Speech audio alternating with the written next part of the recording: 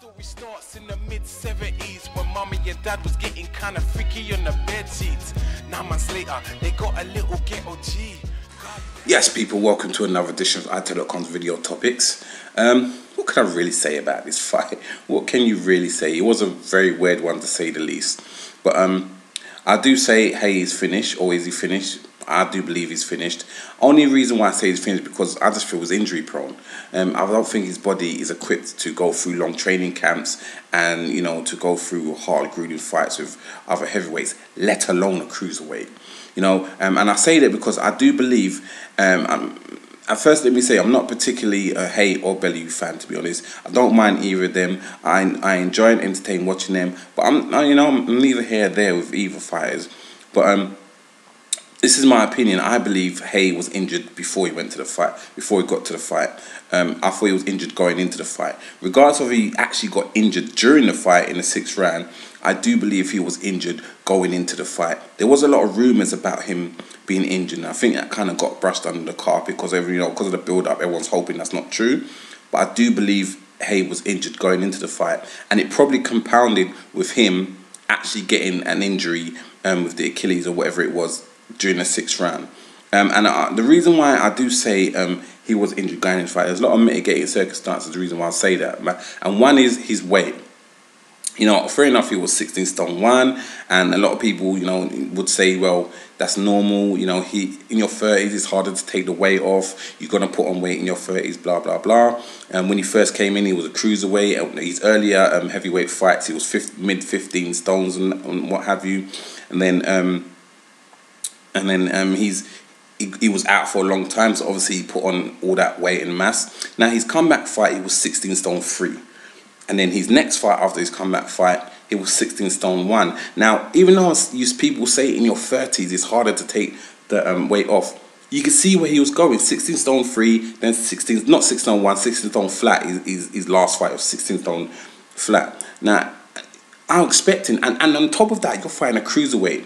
Even though Bellew was gonna put on weight to try and put more weight on to fight a heavyweight, he's still a cruiserweight. So there's no need to come in that heavy. And I know a lot of people still say, yeah, he's in his 30s. It's hard to take that that weight off, but still you can see where he's going. 16 stone 3, 16 stone flat. I was expecting him to come in, say like 15 stone 7, 15 stone 8, even 15 stone 6 even, because you're fighting at a cruiserweight. But I believe, just looking at him, looking at how the mass that David Haye had, I believe that he was injured, and a lot of time I don't think he got to do a lot of cardio near the end leading up to the fight. And I believe that's why he came in at 16 stone 1. And furthermore, his timing, his balance was all off. Even the first 2 rounds, if you watch the fight again, his first couple rounds, he was swinging wildly, his balance was off. And one thing I knew about David Haye in his former heavyweight fights, he had great timing. You know, he had good timing and great balance. His balance and timing was off, and made me believe he was injured going into this fight.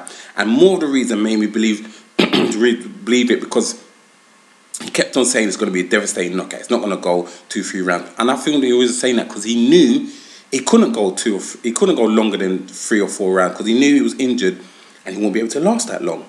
So I believe he felt I had to knock him out 2-3 rounds, 4 rounds at the most, because he knew he was injured, and psychologically he was thinking, you know, I couldn't last the whole fight or deep into the rounds. So, and that's why I think he was really swinging off in the first couple rounds, because he felt like I had to knock him out.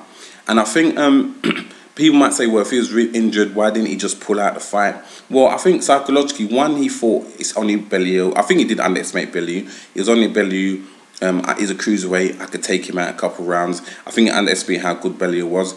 And then 2, I think he pulled out the Fury fight. You know, when he lost to Klitschko, he blamed the toe injury, and I think psychologically that was playing on him, and obviously maybe the paycheck as well, how much ever he got. So he thought, you know what, I have to go through this, and he thought he can beat Bellew with just, you know, being injured and his power.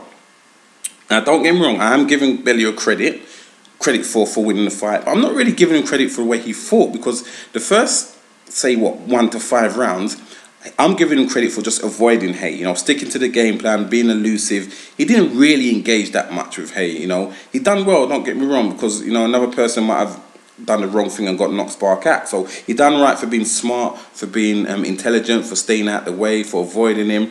but I wouldn't say I'm giving him credit for the way he fought in terms of engaging in Haye. And, you know, it's to be expected. As we all say, he's a cruiserweight, Haye was a heavyweight. And, you know, Bellew was smart by saying David Haye's not really been in a real fight for 5 years, and that showed. And that's probably why David Haye got injured. And I believe he should retire, to be honest. I don't think he's got any more in him. I think physically his body cannot take him that far to go through long, grueling training camps and then go through fights, especially against heavyweights, let alone bloody cruiserweights. I just don't think he can do it. You know, I believe Haye's like boxing Sturridge. He's just injury prone, and the fight proved it. And I think during training camps he's always going to get injured. You know, when you're in your 30s, it's harder as well. And I just think there's no more I think he can do physically. He can take himself. There was talking about a rematch, and he can't think about world title shots until he gets past Bellew, which is true. But I don't even think he could get past Bellew. And not in terms of him fighting or his fighting ability, just in terms of his body, how it's broken, it's physically broken, and I don't really think, you know, he can take him that far. And his thing is risking further injuries, and probably that was a reason why, well, not even probably, that is the reason why he retired in the first place, because he knew he kept on getting injuries. Now with Bellew, again, don't get me wrong, I'm not knocking Bellew. It was a great victory, great on his record.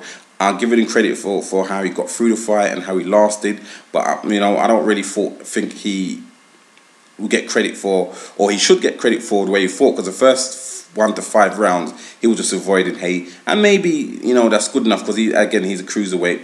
But, you know, I think this victory is kind of giving a little bit of false hope, because he's talking about staying in heavyweight, he's talking about calling out people like Wilder and Parker.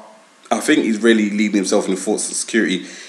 If you remember what happened to him when he fought Stevenson, that's a cruiserweight, but a big punching cruiserweight, he got destroyed. You know, if he's trying thinking about, he can't really gauge a fight with Haye and thinking about going heavyweight. I never even thought Haye was going to go into the fighting heavyweights and get to that level, because I always thought that this is his level now, and fighting tough domestic fighters, but I don't think his body was physically allowing him to get past that stage to go and fight your Joshua's, your Wilders, or whoever. Not even a Shannon Briggs was a bit